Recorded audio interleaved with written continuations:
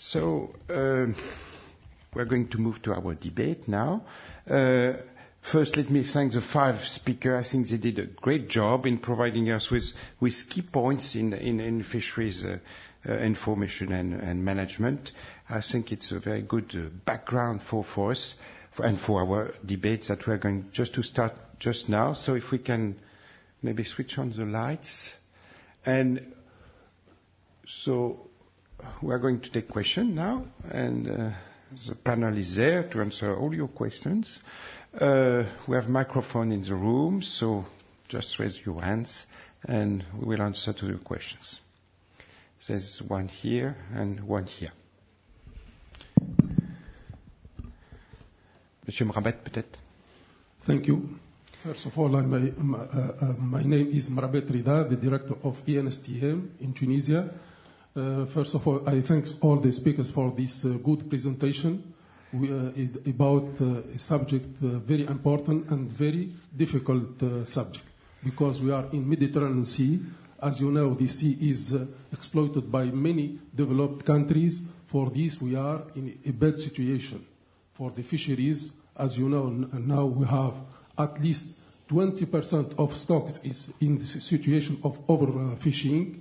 Why? Because until now we do a way, I think it isn't not correct, because we study each component alone, the oceanography components alone, the fishery alone, biology, and so on. For this, I advise strongly to use the ecosystem approach, because now we are obligated to use this method, because in this ecosystem approach, we can put the data about ecology, environmental system, and so on, and we are obligated to involve stockholders. Why until now we don't succeed? And Mr. Jordi Leonard gives some examples in GFCM. We have at least more than 10 or more than 100 recommendations, but when we see the application of recommendation, we have a few recommendations is applied now in our ecosystem, in our sea. For this, each country works alone, and for example, one recommendation is presented by one country, it isn't taken in care the specificity in the other country. For this now, it exists a management plan in GFCM where it is discussed by every country and involving from the beginning the stockholders and especially the fishermen. And thank you. Merci. Thank you very much. So maybe this was not exactly a question, but comments. So the involvement of stakeholders. So maybe Jordi, you want to add something about the involvement of stakeholders or general consideration of the other Mabel? Microphone, please. No, okay. So thank you very much, Mr. Rabbit, for... My name is Danny Golani from Israel, and my question is to Professor Pauli. Your last slide showed the world production. Is include China, and what is the situation vis-à-vis this problem of China excluded or included?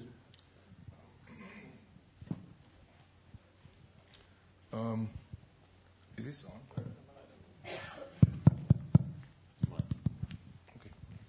Okay. The final graph that I showed is actually not the graph that is built on all the reconstruction. This is a graph that was published in 2002 in a review in Nature, where we assumed that the catch would be higher, and I modified it. You saw the arrow. And we don't want to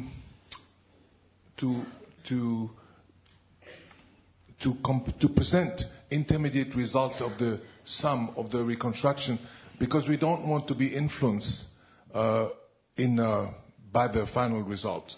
We want to get the final result independently.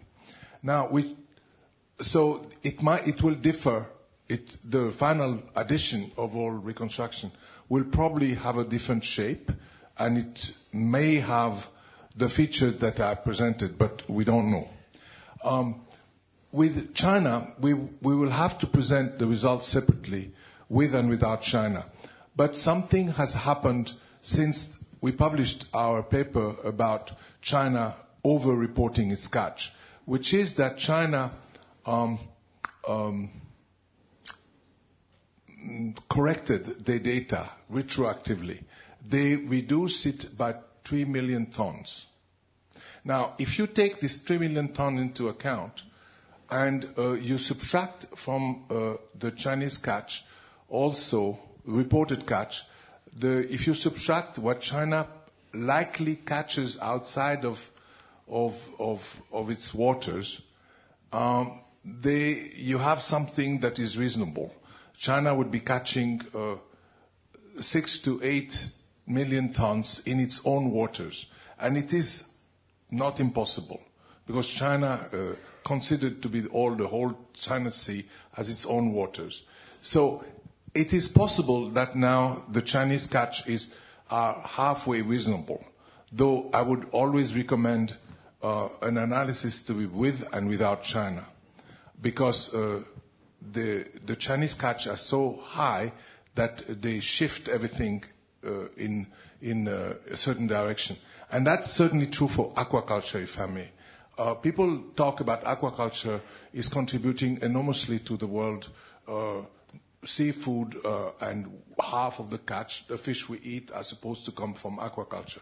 All of this is not true. The reported figures from Chinese aquaculture make up, and they are probably half correct, they make up about 60 to 70% of all aquaculture in the entire world. So, and it is mainly bivalves, oysters and mussels and so on. So, if you consider that the catch of China, the production, aquaculture production of China is mainly mussels and so on, the aquaculture of the world is actually, or we can't say we in the world, half of the fish we eat are aquaculture. They originate from aquaculture, because the world catch is higher than I mentioned that, and it's only in China that aquaculture is so high. So aquaculture is not doesn't play the role that it is supposed to be, and it comes from Chinese statistics. But with regard to the fishery statistics, the problem that I uncovered about 12 years ago is probably gone now. Thank you. Thank you. Maurice Herral. On parlait d'aquaculture, je voulais demander à Fromentin comment est-ce que les problèmes d'aquaculture de thon rouge ont été résolus dans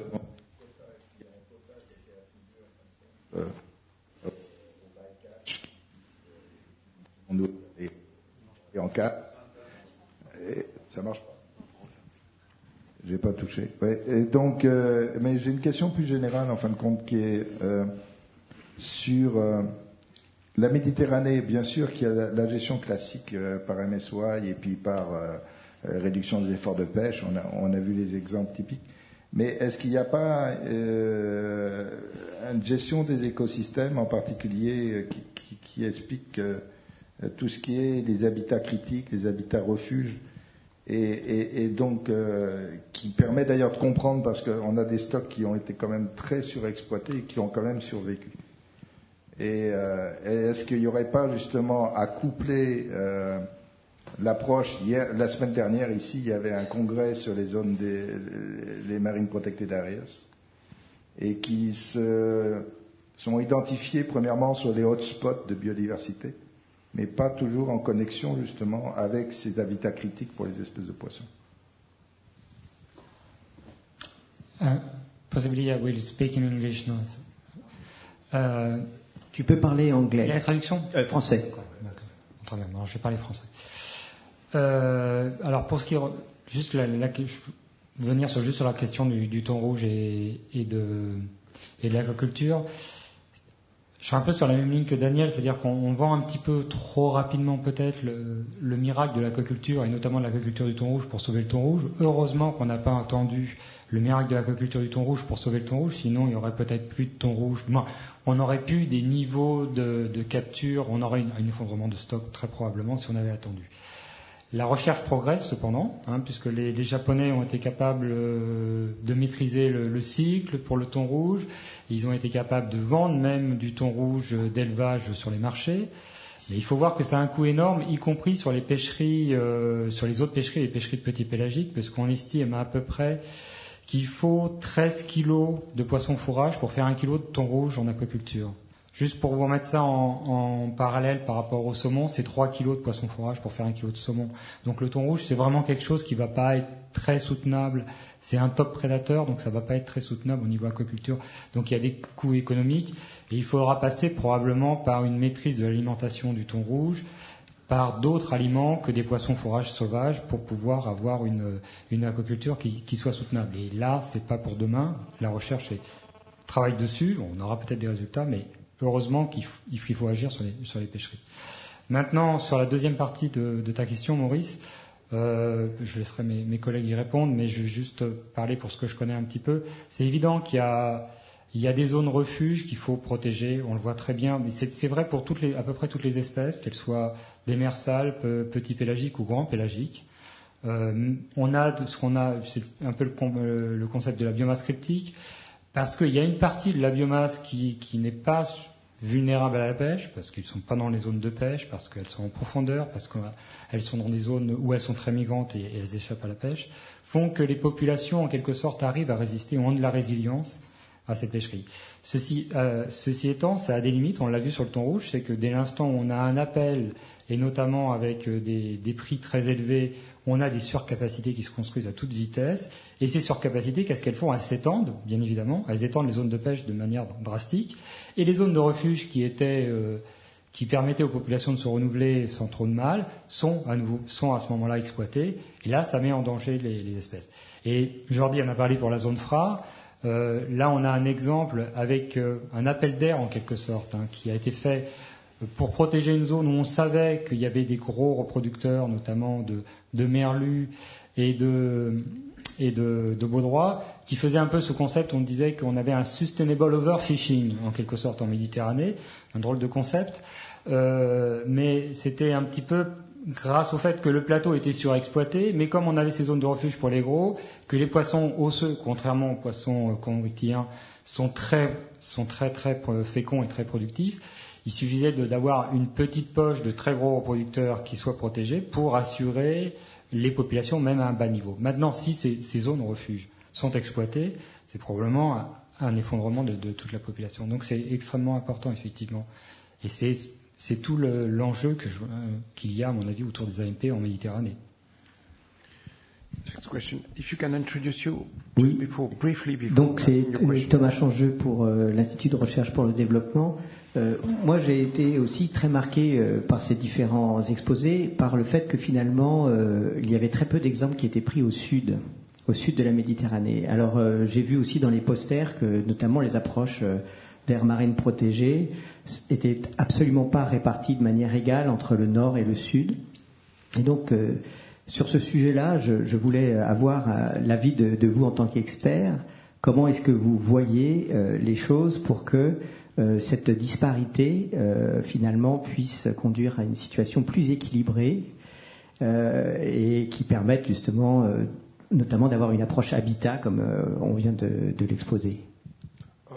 Si je peux répondre à ça, j'ai toujours été troublé par le fait que la mer Méditerranée, il y a toujours des données dans le nord, il n'y a pas dans le sud. Et je parle français. On peut très bien compenser ce manque de données qui vient du Sud et avec les méthodes dont j'ai parlé. Et c'est simplement que le congrès a lieu 3 mois trop tôt. S'il avait eu lieu 3 mois plus tard, j'aurais présenté tous les pays du Sud qui sont faits au même niveau que l'Espagne, que les autres. J'ai mentionné le Gaza Strip il y a quelque temps, et nous avons aussi une reconstruction de l'Égypte, du Libanon, de la Syrie, en pleine guerre civile. Il y a un collègue syrien qui a travaillé avec nous, avec mon assistante qui est canado-turque, et ils ont un échange, et toute cette reconstruction a été faite. Les résultats sont à peu près similaires, et il y a autant de données au sud qu'au nord. Et ça, c'est un truc incroyable. Quand on regarde les données disponibles, par exemple pour la France, la façade méditerranéenne, eh bien, l'Algérie en a autant.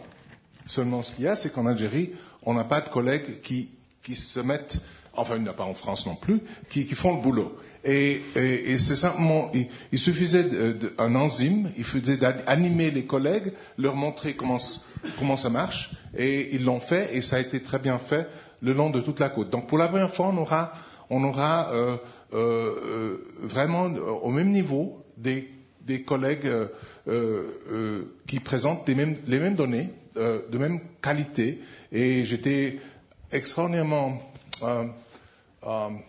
ça a été un bon sentiment de voir ses collègues, par exemple Frida Lasram en Tunisie, animer tous ces étudiants pour qu'ils participent à ça. On a aussi Chypre, les deux parties de l'île qui travaillent ensemble, et on a des collègues dans d'autres pays qui ont participé, mais qui n'ont participé de façon anonyme, parce que leur gouvernement peut-être aurait été enfin, il va falloir qu'ils acceptent que leur système statistique a des problèmes. Et ça va se passer, je pense, l'année prochaine, dans 2 ans. Il y a tellement de pays qui vont se retrouver avec le même problème qu'ils accepteront la chose. Si je peux parler du Sénégal pour une seconde, au Sénégal, on a non seulement pu quantifier les prises illégales, mais on a pu aussi présenter ça au gouvernement, au directeur des pêches maritimes, qui a accepté ces résultats, qui a accepté qu'ils ont perdu le contrôle de leurs ZEE et que leurs propres pêcheurs pêchent à l'étranger. Et donc, plus ou moins illégalement. Et ils ont créé un comité de recherche et d'évaluation de ce phénomène qui va leur permettre de présenter ça, pas forcément cette année, mais l'année prochaine au COFI. Parce que la non-saisie de ces données de pêche illégale, c'est des secrets de polichinelle, de open secret. Tout le monde sait qu'il y a ces pêcheries illégales et qu'on ne peut pas les faire.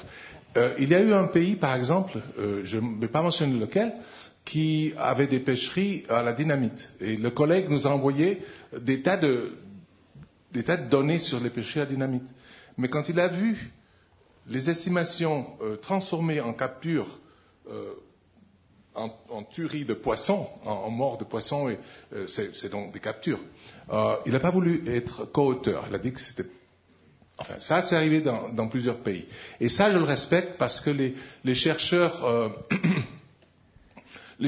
qui travaillent pour le gouvernement, ils ne peuvent pas toujours dire les choses comme elles sont.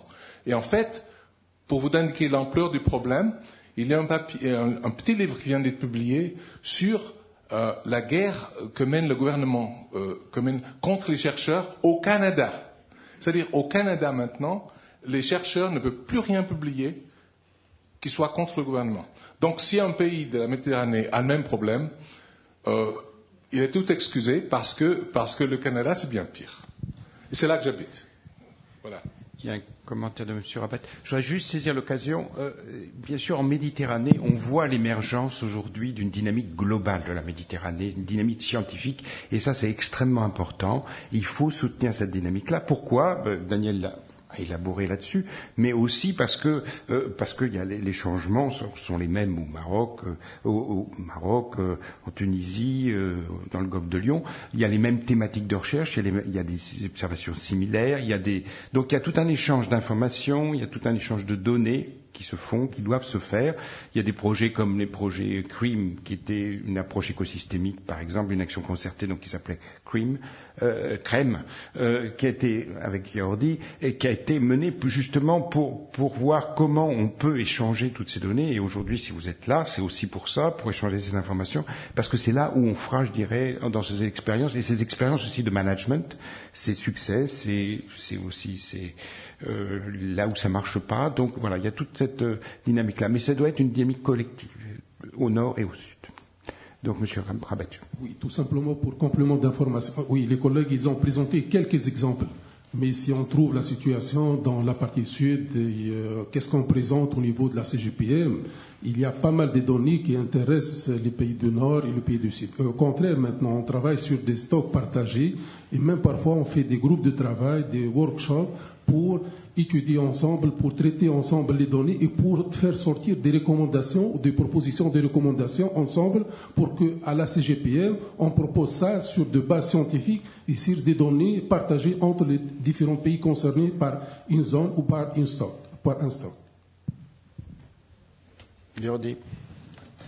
Oui, à ce sujet, je voudrais ajouter que cette différence qu'on a dit de Nord-Sud, je voudrais ajouter la différence Est-Ouest, qui peut-être c'est plus profonde, parce que en Méditerranée occidentale, la différence Nord-Sud n'était pas si importante. Peut-être, je crois qu'on doit mentionner dans ces moments-là le projet de coopération de la FAO, COPEMED, ADRIAMED, MEDSUDMED, EastMed, qu'on facilite la réunion des scientifiques de rives de la Méditerranée et aussi d'intégrer, parce que il y a beaucoup de temps que nous nous connaissons avec notre collègue du sud de la Méditerranée, mais l'Est, c'est pour moi, ma perception, c'est un peu plus difficile. Hein? Le pays de l'Est, de l'Égypte, de la Turquie, c'est un peu lointain pour moi, mais... Question derrière. I am Lorenzo Bramanti for UPMC Bagnols-sur-Mer. My question is for Professor Pauli. I deal with the species, I work on a species that is target of fishery, but is not a fish. That is the precious red coral. That is probably the most precious species, marine species.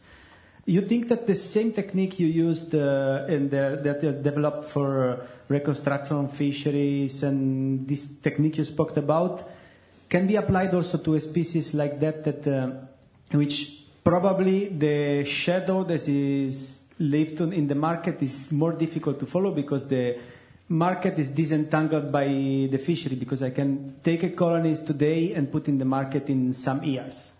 But I think it can be worth to try to deal also of these species that are not fishes but are fished. So in our reconstruction, we include fish and invertebrates, but not corals, not hard corals, and not marine mammals, and reptiles, and we do fisheries. I think that this shadow, you have to look elsewhere, and for your corals, perhaps you have to look at the growth of the industry, of the jewel industry. Perhaps you can find enough information. You cannot escape having to look at historic data if you want to work on a resource changes. And perhaps, though, the resource or the sources what you have to look at are completely different. It's not food, so you'll have to look at the jewel industry, I presume. But I cannot give you advice because we have looked away from this. It's too difficult. Besides, you're younger. You can work a few years on it. That's a question. A radical thought. The Mediterranean ecosystem is already very obviously nutrient limited, phosphorus limited. And we're already polluting the environment with significant amounts of extra nutrients from atmosphere and from rivers. Why not do it deliberately?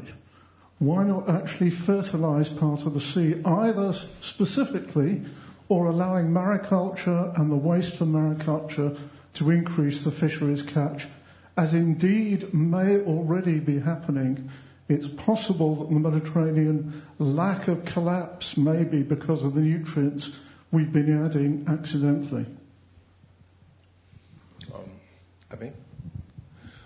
John Caddy of FAO has worked many years on this problem of the Mediterranean being oligotrophic and the rivers and the increased fertilization from rivers and other activities, other anthropogenic activities, having increased the catch of small pelagic.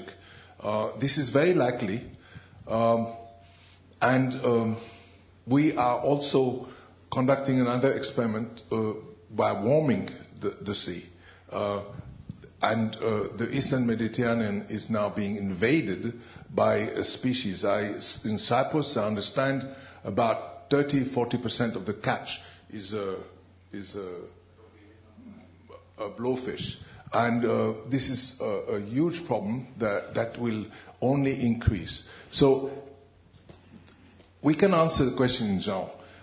We are making a mess generally of managing our resource, and fertilizing is a bigger mess. I don't believe that, but that's a personal opinion, that the solution is to our problem with climate change, for example, is geoengineering.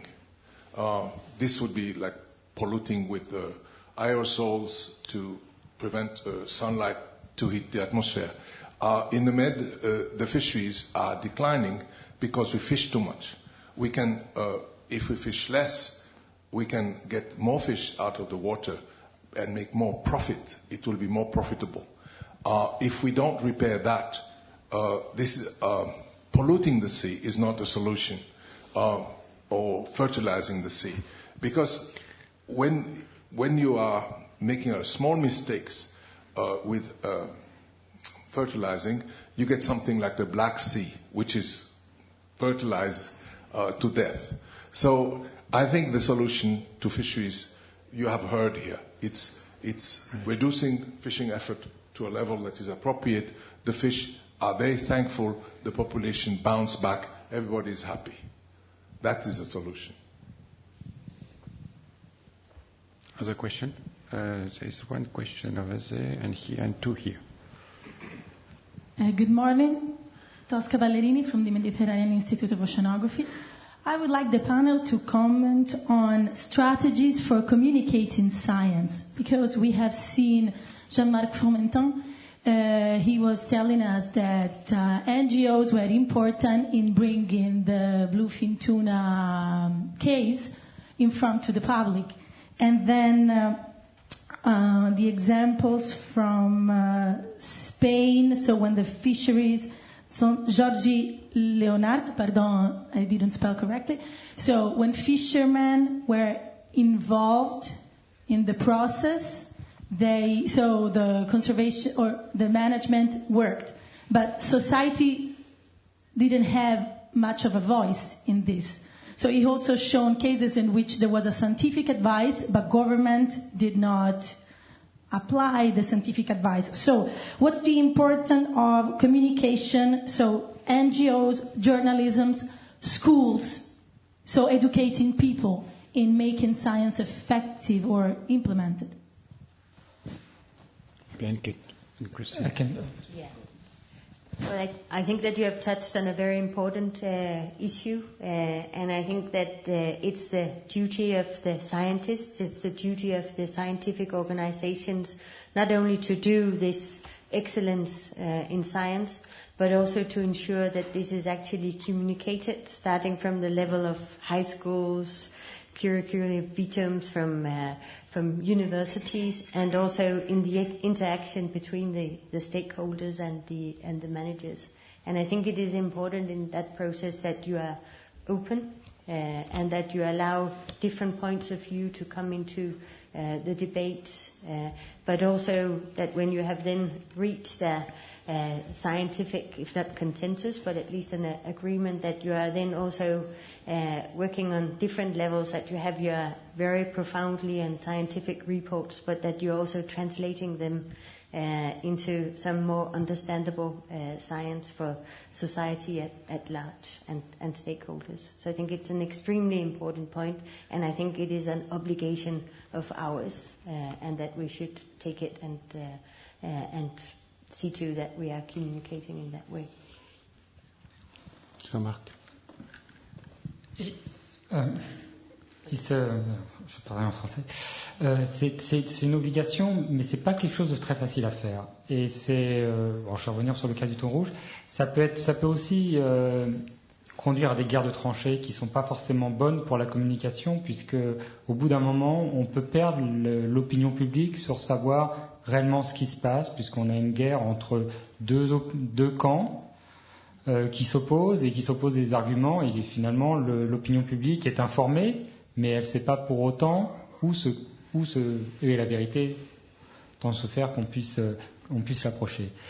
Donc ce qui se passe, c'est que c'est vraiment obligatoire dans le cadre de la plupart des pêcheries, on l'a vu, c'était vrai pour les pêcheries, les administrateurs, les managers sont généralement assez proches, ont longtemps été très proches des lobbies de pêche. Et donc, du coup, ce qui se passait, c'est que la vie scientifique était généralement négligée, et c'est encore ce qui se passe dans pas mal de pêcheries, et c'est finalement le business as usual qui l'emporte, etc. Donc, dans ce cas de figure, l'apport sur la communication, sur les journalistes, sur les ONG est fondamental pour faire passer la vie scientifique, parce que sinon, cette avis scientifique, généralement, elle n'est pas entendue. Et là, ça permet de rééquilibrer un peu les rapports de force, et à faire que l'on a la vie scientifique qui soit enfin écoutée. Et on l'a vraiment vu bien clairement sur le thon rouge, mais pour d'autres espèces, je pense que c'est en train de monter sur les requins, et on va le voir sur les requins dans les années futures très probablement.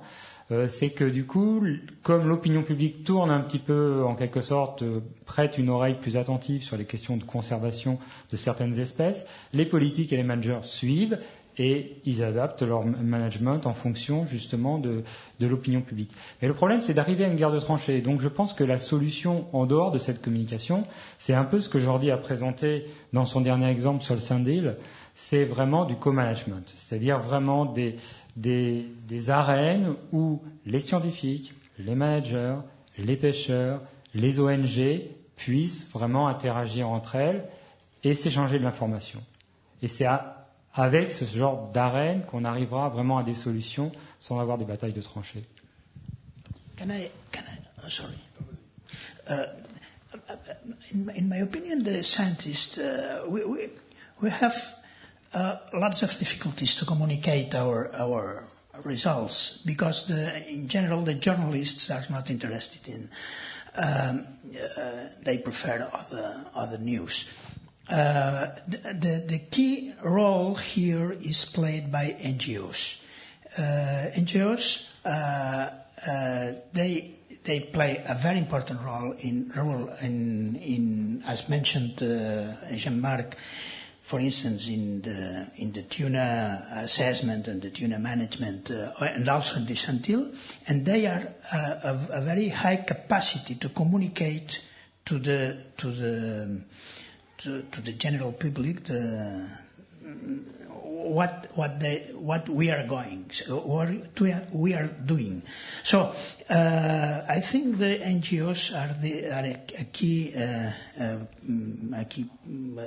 point in this communication. My impression is that journalists are doing a very good job. My personal impression is that journalists are very good at what they do. They are professional people, and sometimes the stuff we tell them is not clear, but when we read the article, it's generally much better than we could have put it ourselves. And I trust journalists, they trust me, and we can communicate. There were a few days ago, there was here a gentleman representing the British government, a very high-ranking civil servant. And the British government is asked to declare a marine protected area in Pitcairn Island. Now, Pitcairn Island, you know the mutiny of the Bounty? That was that. And the descendant of Captain Fletcher, they were there. There was the people who, the descendant of the sailors and the Polynesian woman were there, and they want their island and the EEZ to become a marine protected area. And there's a big NGO, the Pew Charitable Trust, who supports them to create a marine protected area. But the pressure is not high enough at present. So the civil servants say, make me do it. He's saying, I don't have an opinion.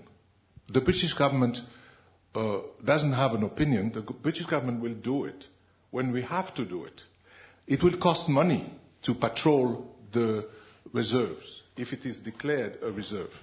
And we don't have money. We spend it on something else. So basically, you have to make me do it. So he says, he's really said that. Make me do it. Force me to do it. And how do you force them? By raising hell. By big NGOs saying things, journalists saying things, scientists saying things. Make him do it. And I believe that this is very frequent. Our politician wants to, perhaps sometimes, want to do good things, or perhaps they don't care. But we make them do it. So we have to talk to them. We change hat. We say, I speak here as a citizen, or perhaps the battle between, perhaps there is a war between science and advocacy, but perhaps we can give a few stones to David so he can beat Goliath from time to time. Yeah. Question over there. I wanted to come back to something you said in the previous question session. I understand that fish populations can actually bounce back in a fairly short amount of time. That's definitely true for some of the exploited fish, but maybe it's not true for the shark and the rays that we've also heard about. Anyway, in any case, there's going to be a period in between with much lower catches than are caught right now.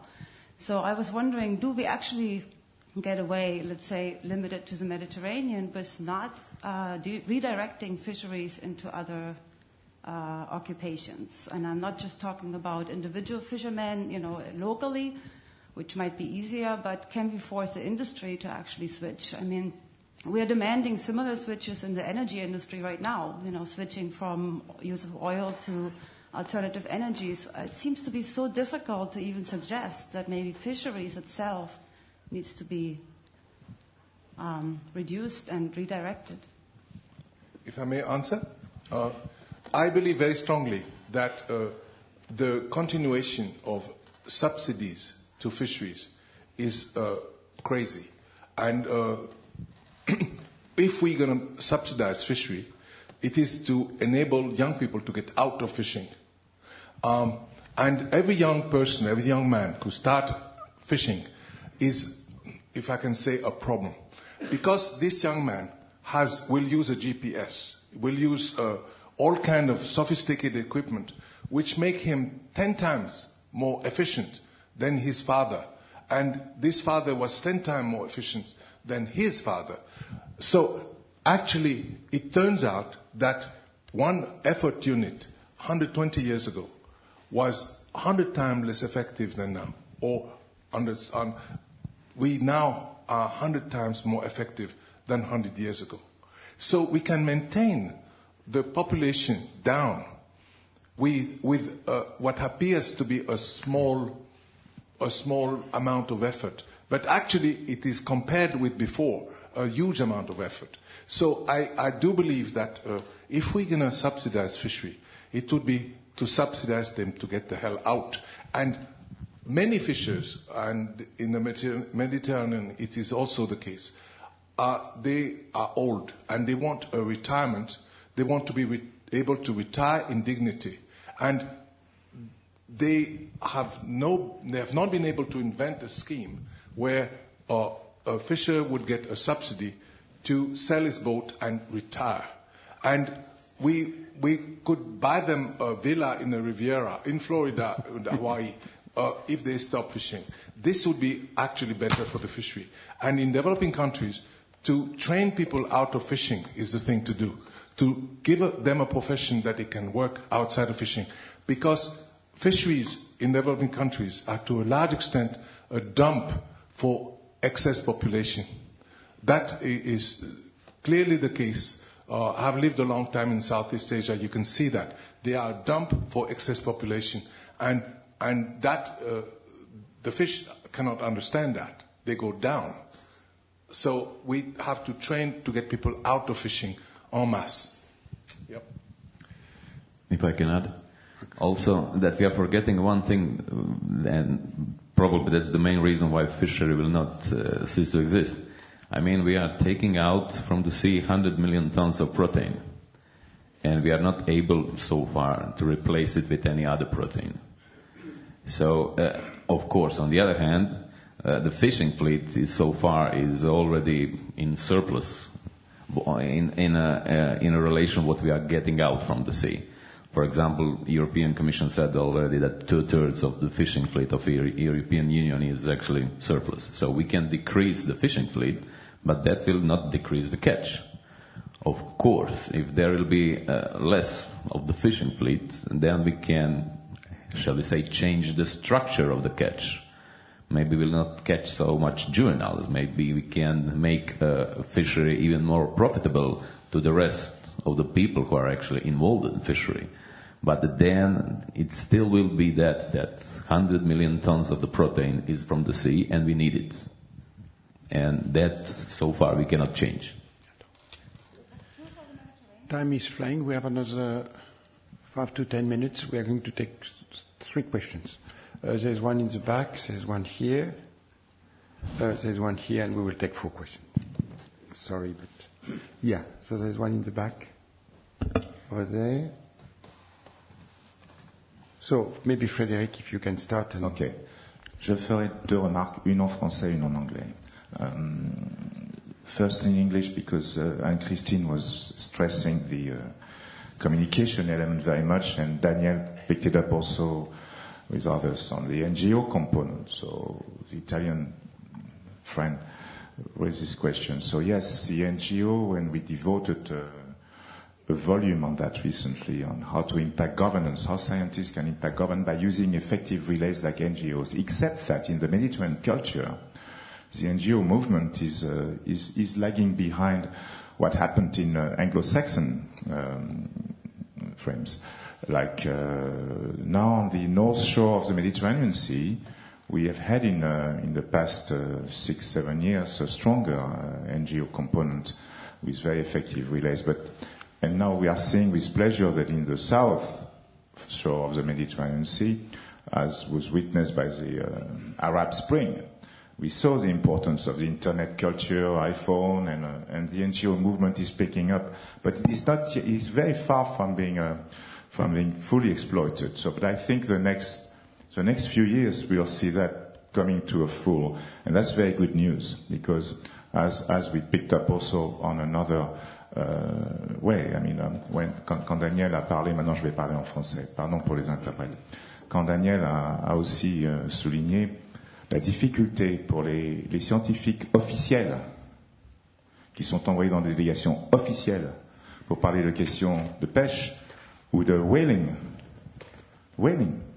ils sont prisonniers. Ils sont mandatés pour donner la vision officielle des choses. Et même quand on parle de questions aussi simples que les relations entre cétacés et poissons et pêche, En Méditerranée, maintenant, nous avons des pressions. Et moi, je suis très fier de dire que la CESM joue son rôle là aussi. Elle joue son rôle d'alerte, de déclencheur d'alerte, comme on dit, ou de détecteur. C'est un mot à la mode. Ainsi sur la convention, la pauvre convention ACOBAMS, qui travaille sur la protection des cétacés en mer Noire et en Méditerranée, nous avons la chance de constituer le comité scientifique en grande partie. Nous avons des pressions maintenant sur nous pour que nos recommandations soient sujettes à des filtrages politiques. Donc, bien sûr, nous tenons une position indépendante et nous tenons à ce que nos scientifiques soient complètement indépendants des pressions du gouvernement sur des questions aussi sensibles. Mais c'est très difficile pour les scientifiques d'assumer ce rôle.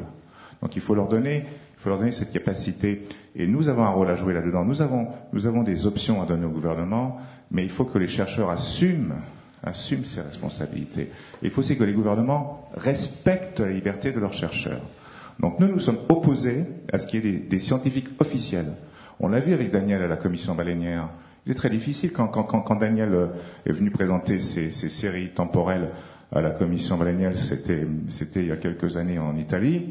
La moitié des délégations quittaient la salle. Elles ne voulaient surtout pas entendre la science. Surtout pas. Non, pas de science dans cette enceinte. Et ça, c'est quelque chose auquel nous, les scientifiques, et nous seuls sommes capables de mettre un terme. Parce que si les scientifiques ne s'expriment pas sur les questions scientifiques pour donner, non pas la direction à suivre, mais pour donner des avis, d'accord ? Qui va s'exprimer à notre place ? Donc c'est pour ça que je dirais aux scientifiques, n'hésitez pas à prendre la parole. Voilà, c'est tout. Farid Emida, universitaire à Alger. Mon intervention sera faite de commentaires, précisions et questions.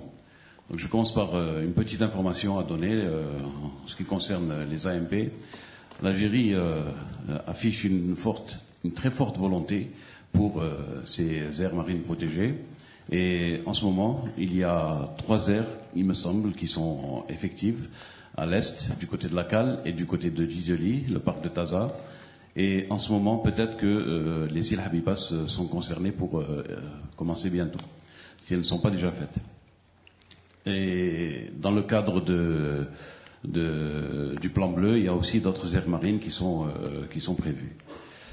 La question que je voudrais poser s'adresse à M. Fromentin.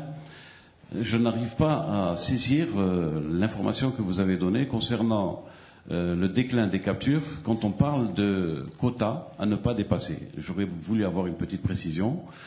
Je peux aussi, je suis content d'avoir eu aussi l'information concernant les populations résidentes établies ou mises en évidence grâce à la génétique.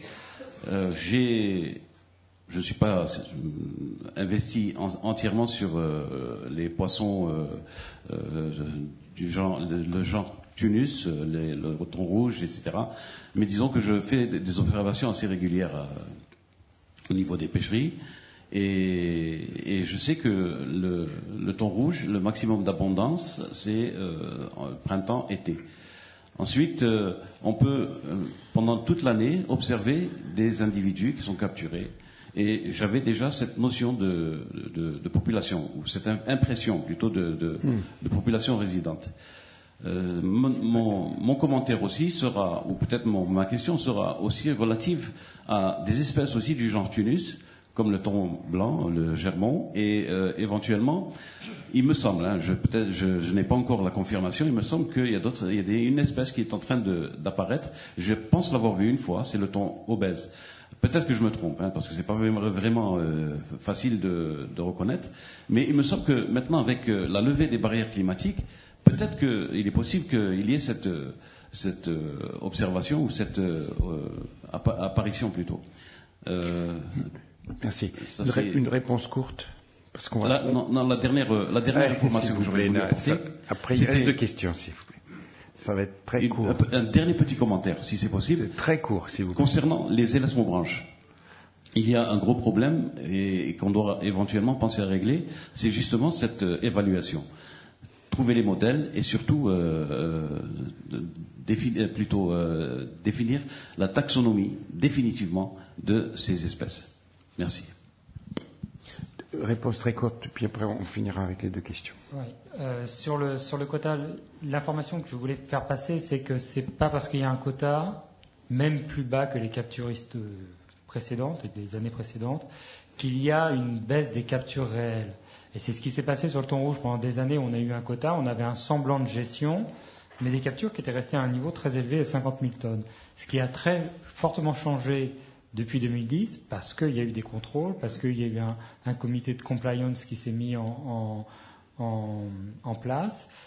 On a eu une réelle baisse des captures. Il y a toujours des IUU, mais les IUU ont également fortement baissé. On ne sait pas, bien évidemment, exactement de combien, mais ça a fortement baissé. Donc c'était ça l'information que je voulais faire passer, c'est que depuis 3 ans, on est à peu près sûr qu'il y a une très forte baisse des captures grâce à tout un système de contrôle. Et sans le contrôle, il n'y aurait pas eu cette baisse des captures. Il a fallu vraiment qu'il y ait un très fort contrôle de ces pêcheries, notamment en Méditerranée, avec des navires militaires. Il y a 3 navires militaires qui croisent la Méditerranée au mois de juin pour contrôler les seineurs pendant leur période de pêche. Il y a des observateurs au bord des seineurs qui sont indépendants, etc., etc. C'est tout ce système-là qui a permis vraiment une baisse des captures. Donc c'est ça que je voulais dire, c'est grâce au contrôle et pas forcément uniquement grâce au quota. Et sur l'apparition des thonidés, les thonidés en règle générale sont des espèces plutôt tropicales. Et le thon rouge est la seule qui s'est un peu le plus inféodée de son passé, donc de son évolution, de son passé tropical, sauf pour sa reproduction. Et la reproduction du thon rouge, et en partie aussi du germon, qui est un subtropical, et sa reproduction est toujours inféodée à des conditions tropicales. Les larves grandissent dans des eaux de 22-24 degrés. Ce qui est un peu limitant en Méditerranée, puisque au mois de juin, c'est la période de reproduction du thon, les eaux ne sont pas forcément partout à 24 degrés ou 22 degrés, donc pas forcément optimales. Et on s'est aperçu, avec les années chaudes comme 2003, 2005, 2007, 2008, qu'il y avait des forts recrutements de thon rouge. Donc apparemment, le changement climatique ne sera pas forcément mauvais pour le thon rouge, mais bien évidemment, ça c'est pour sa reproduction. Par contre, il faut qu'il se nourrisse. Et si les autres espèces sont impactées négativement par le changement climatique, et s'il n'a plus de nourriture, ça ne changera pas grand-chose. Merci. Guerrero. Yeah.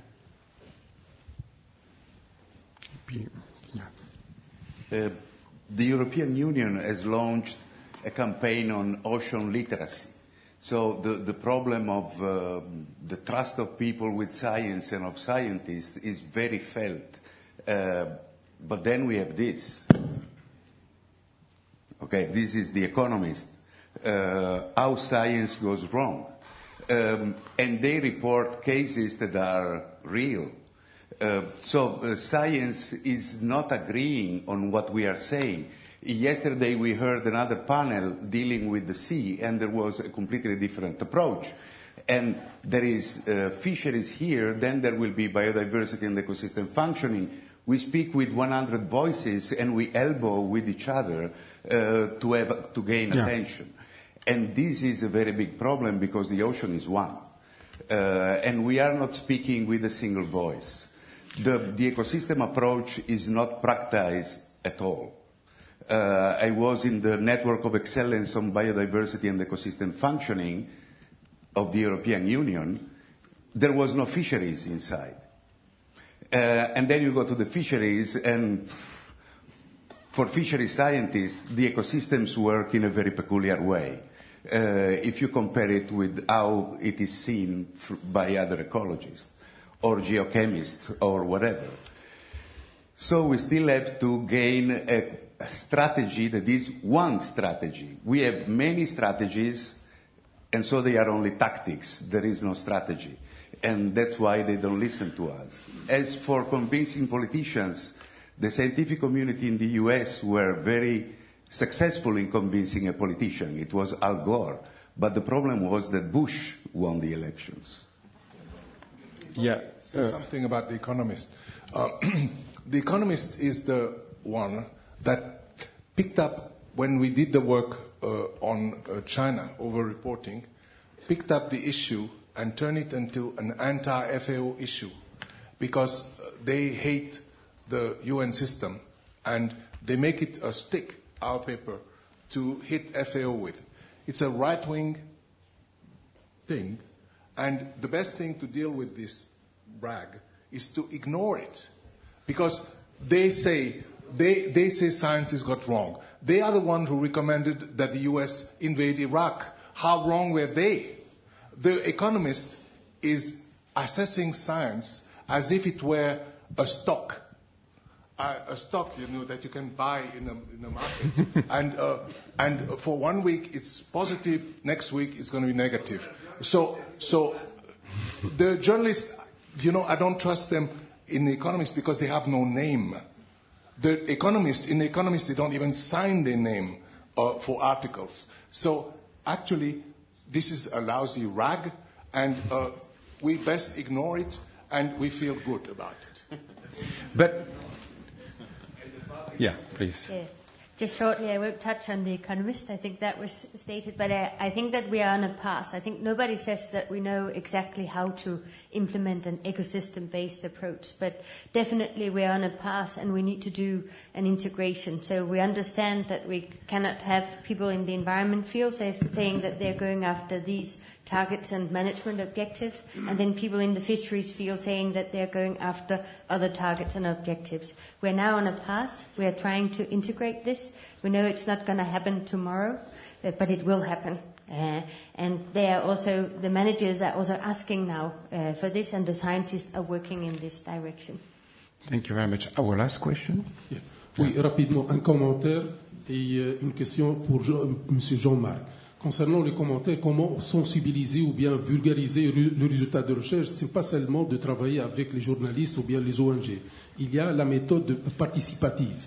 Et on a un projet en Tunisie, dans le golfe de Gabès, avec des Japonais. On a fait participer des pêcheurs, des écoliers, le grand public, comment faire le repeuplement de poissons, de suivre les récifs artificiels, d'implanter la Posidonie. Ça a bien marché. Maintenant, ce sont les pêcheurs eux-mêmes qui essaient d'implanter des récifs artificiels. Pour la question, je sais qu'au niveau de l'ICCAT, presque toutes les recommandations sont appliquées, contrairement, malheureusement, au niveau de la CGPM pour les autres stocks. Quels sont les outils appliqués par l'ICCAT pour obliger les pays membres d'appliquer les recommandations? C'est appliqué depuis peu de temps. C'était pas très différent de la CGPM. On l'a vu aussi pour le CUM, pour l'ICIS, que le suivi scientifique, ça fait très peu de temps que les ministres suivent l'avis scientifique. Ça fait 3-4 ans. Donc on a ce changement. C'est pareil pour l'ICCAT, mais l'ICCAT, c'est vrai pour le thon rouge grâce à la pression des ONG. Si vous regardez d'autres espèces, on a des espèces, les tonidés mineurs, on n'a quasiment pas d'informations. Les pays continuent à pas reporter. Sur les requins pélagiques, c'est pareil. Il y a très peu d'informations. Les pays ne remplissent pas leur mission de reporter les captures. Et pour pas mal d'espèces, je pense à l'albacore, etc., notamment à l'albacore, le germon en français, il y a des gros problèmes. Donc c'est pas... L'ICCAT n'est pas forcément beaucoup plus, je dirais pas qu'elle est beaucoup plus vertueuse que la CGPM. Simplement, l'ICCAT a subi une énorme pression sur le thon rouge et c'était sa crédibilité qui était mise en jeu. Et elle a réagi forcé, contraint. Et je pense que c'est en ça que les journalistes et les ONG peuvent nous aider, c'est de forcer les administrations, les managers à écouter l'avis scientifique. Et ça, c'est crucial. Merci beaucoup. Je pense que on est à peu près. We're about to close our morning session. I think that was. Thank you, everyone. That was a very good discussion session, and I would like particularly to thank our 5 great speakers and covered.